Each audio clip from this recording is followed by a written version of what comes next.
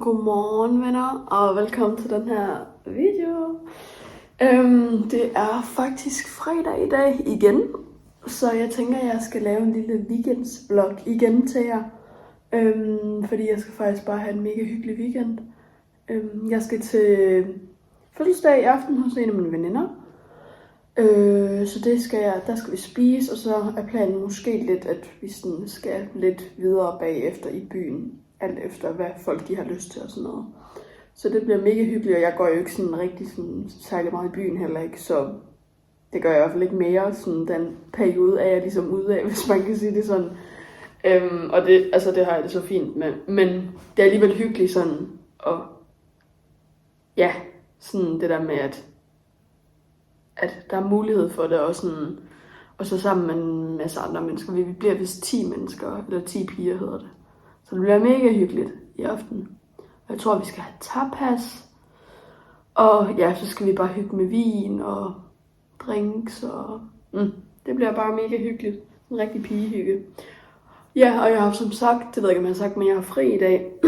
Så det var mega hyggeligt. Jeg har lige nogle småting sådan arbejdsmæssigt, jeg skal have lavet.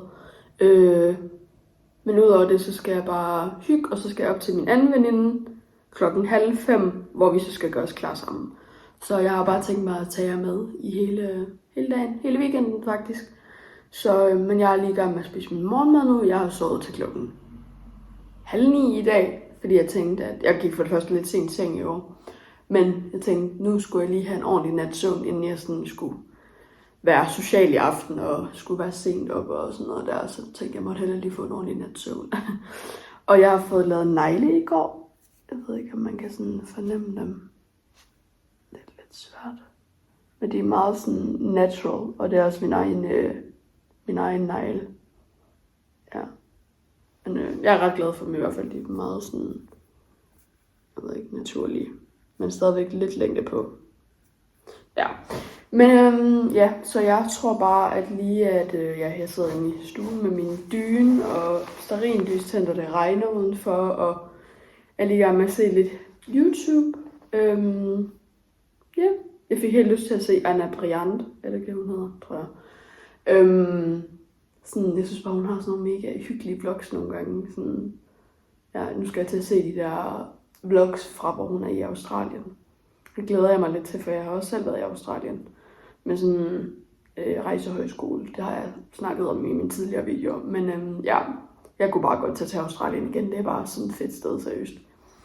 Men ja, så jeg vil bare lige få spist min morgenmad nu, og jeg får det samme, som jeg har fået sidste lange tid.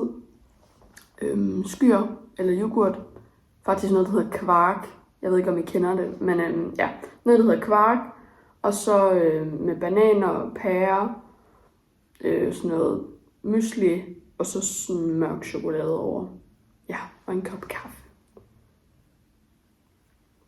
Der er ikke noget bedre end den første kop kaffe om morgenen. Det er bare mums. Så ja, og så lørdag skal jeg faktisk være sammen med mine forældre. Vi skal nok ud og spise lidt brunch. Hvilket også er en af grundene til, at jeg skal ikke være, jeg skal lige tage det stille og roligt i aften, også fordi jeg ikke er vant til at drikke. Så jeg tror, jeg får tømmermænd af sådan ingenting. Ja. Men det bliver mega hyggeligt i hvert fald. Jeg har bare tænkt mig, at jeg skal hygge mig i aften. Det er det vigtigste. Og hvad er der mere? Så skal vi ud og kigge. Vi skal ud og spise brunch. Bare mig og mine forældre. Og så skal vi ud og kigge på en ny sofa til mine forældre. Og så tror jeg skal have en ny potteskjuler til mit fine, hedder det ikke? Ej, jeg kan ikke huske, hvad det hedder, men jeg har sådan 3 over i sådan en lille plante, der er sådan lidt højt. Over i hjørnet, derovre, jeg kan ikke vise det. Derovre i hjørnet, den der. Hele dagen på, hvad der var sket. Det var jo fordi, at der var sket så mange ting. Jeg er jo kommet her til mit værelse på mit EF Residence, hvor jeg skal være. Jeg kom faktisk lige til at sidde og tænke på, at jeg burde faktisk måske gøre min børster ren. Min make-up-børster. Nu tænkte jeg for blæseren. Fuck. Min make-up-børster ren. Fordi at... ja, det er lang tid siden, jeg har gjort det. Det er det godt nok. Så det tror jeg måske lige, at jeg vil gøre også, fordi jeg skal bruge dem i aften, og jeg føler bare, at min make-up, altså den jeg putter min foundation på med, den er virkelig ulækker. Jeg føler, at den er sådan helt stiv i en af enderne, fordi der er så meget makeup på. Så det tror jeg faktisk lige, jeg vil få gjort. Ja, og så håber jeg, at de kan nå at tørre til i aften.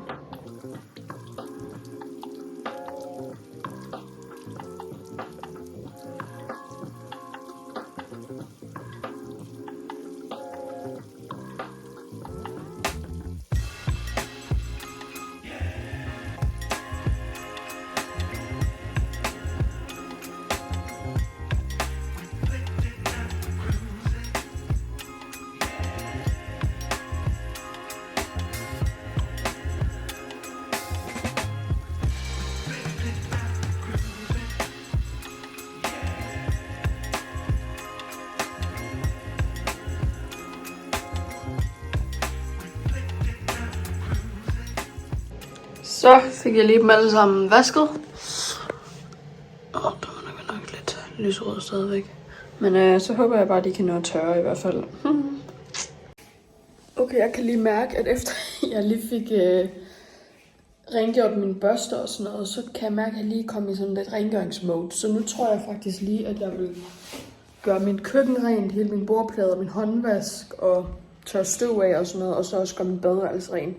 Ja. Det er også bare dejligt, sådan, for eksempel i morgen, hvis man har sådan lidt tømmermænd og vågner sådan lidt med sådan lidt ondt i hovedet og sådan noget, så er det bare vildt rart, sådan at der er gjort rent, og det ser pænt og rent ud.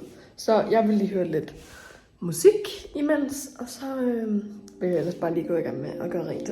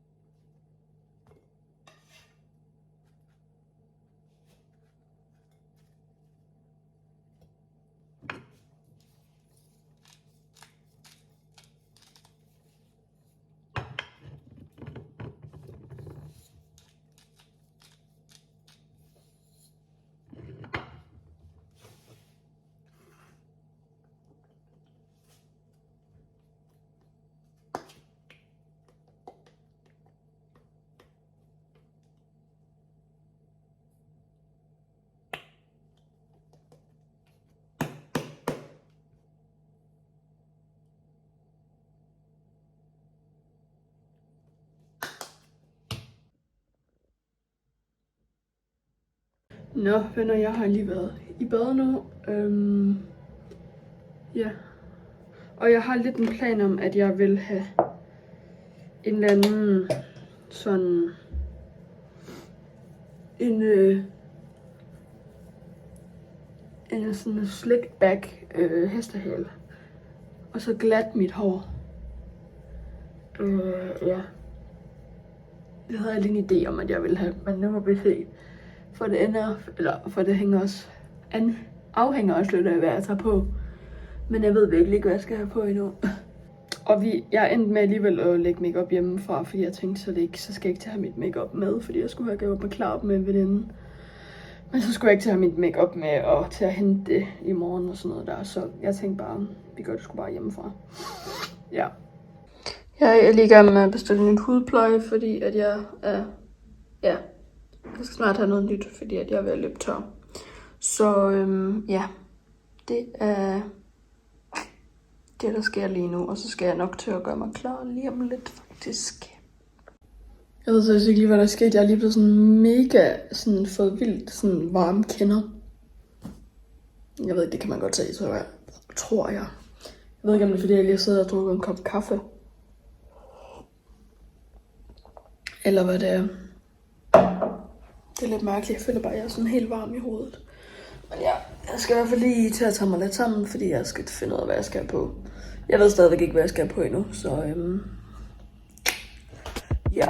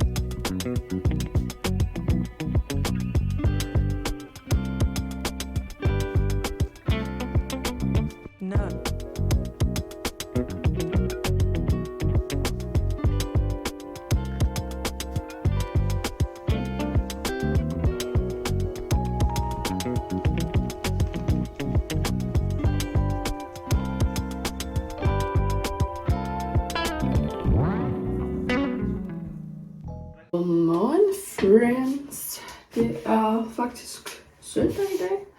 Eller ikke faktisk, men det er det. Ja, jeg ved ikke. Jeg har ikke sådan opdateret så meget i går. Men jeg har filmet lidt i hvert fald. Altså, fra da vi var ude og spise. Og det endte som, at vi ikke fik brunch alligevel, fordi vi åbenbart var lidt for sent ude. Så de steder, hvor der ligesom var brunch, det var ikke... Ja. Det var ikke der, vi ligesom gad ind. Så det endte med, at vi faktisk bare fik en frokost. Det var nu også meget lækkert. Jeg fik sådan en enchilada.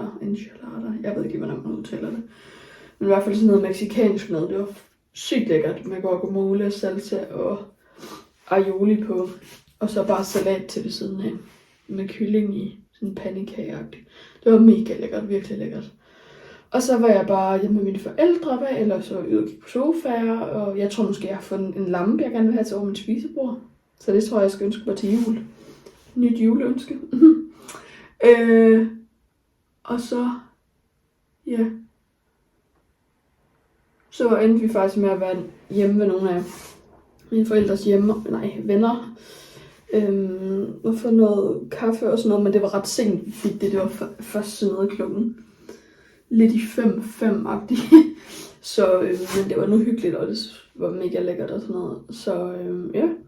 Og så var vi så hjemme og spise. Så var vi lige ude at handle. Og så skulle vi hjem og spise. Så vi spiste først sådan noget. Spiste vi sådan noget 8:15 eller sådan noget. 7:15, 8:15 i går. Og så vi en film og spiste blandt selv slik. Den hed Reptile, den film, så den var faktisk Den var ret lang, men den var faktisk okay god. Den var helt ny på Netflix, tror jeg. Ja. Og så kom jeg hjem, og kom jeg faktisk lidt sent i seng. Jeg tror først, jeg var i seng sådan noget 20 over 12. Halv et ish. Så jeg sov også længe i dag. Jeg gav mig selv lov til sådan at sove til klokken 9 havde jeg sat mit vækkeur til. Så. Og jeg snusede den sådan 3 gange. Jeg kunne bare mærke, at jeg lige havde brug for at sådan sove igennem. Og det er jo ikke, fordi jeg ikke har fået nok søvn. Det har jeg jo. Men jeg er bare træt alligevel. Men nu tror jeg skal have lavet noget morgenmad og en kop kaffe. Og så skal jeg ind i stuen og se et eller andet, imens jeg spiser morgenmad. Det bliver bare en total afslapningsdag i dag, tror jeg. Ja.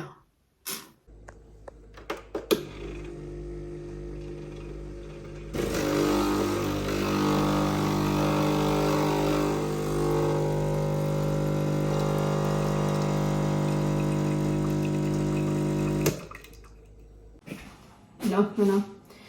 Jeg tænker faktisk lidt, at vi skal til at have noget frokost. Eller jeg vil lave noget frokost. Jeg tror lige, jeg vil ud og gå en tur bagefter. For jeg har bare siddet i sofaen siden i morges.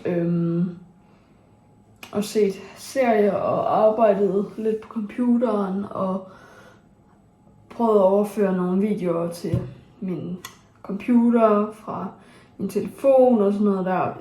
I forhold til YouTube-videoer og sådan noget. Så jeg tror lige, jeg skal ud og have lidt frisk luft bagefter. Og så tror jeg faktisk måske, jeg vil bage nogle boller, når jeg kommer hjem.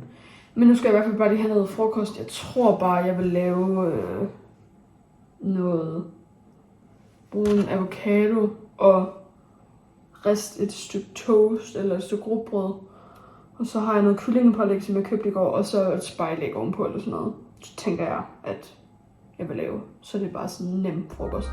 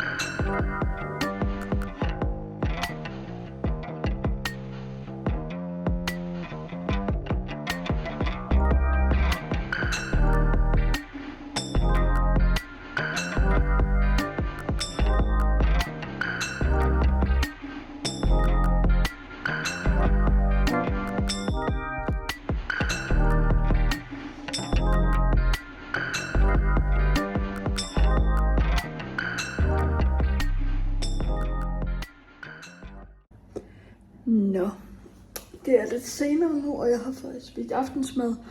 Jeg havde rester med hjemme fra mine forældre, som jeg spiste ved i går, så det var mega lækkert. Og nu sidder jeg lige og ser lidt film. Total hygge, og det er bare så mørkt udenfor lige nu. Altså det er jo mørkt, det er mørkt udenfor nu, og klokken er ikke engang 8 endnu. Det er simpelthen helt vildt, synes jeg. Lige pludselig så er det bare gået stærkt. Jeg synes, det er så vildt. Det er virkelig... Hold da op. Det skal man lige vende sig til, synes jeg. Men der er også noget hyggeligt over det. Men det er godt nok også meget efterårsagtigt lige pludselig.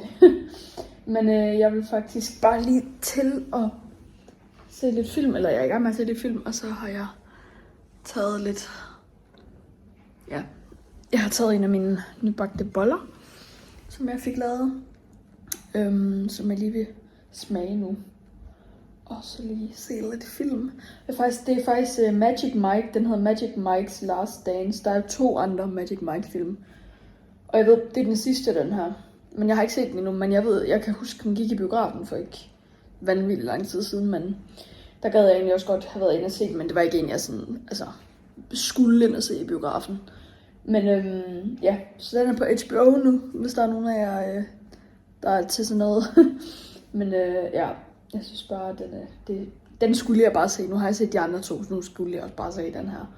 Så ja. Ladies and gentlemen, Michael Jeffrey.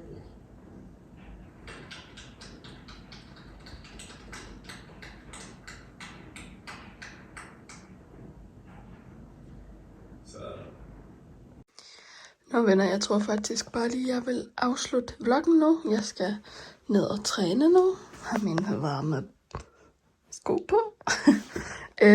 Ja, jeg smutter ned og går en tur på løbebåndet, tror jeg. Ja, men ellers så vil jeg bare sige tusind tak, fordi I har set med i den her video. Det gør mig mega glad, at I bliver ved med at se mine videoer, fordi jeg elsker virkelig at lave dem til jer. Så det er dejligt, at I også nyder det. Men ellers så ses vi bare i min næste video. Hej!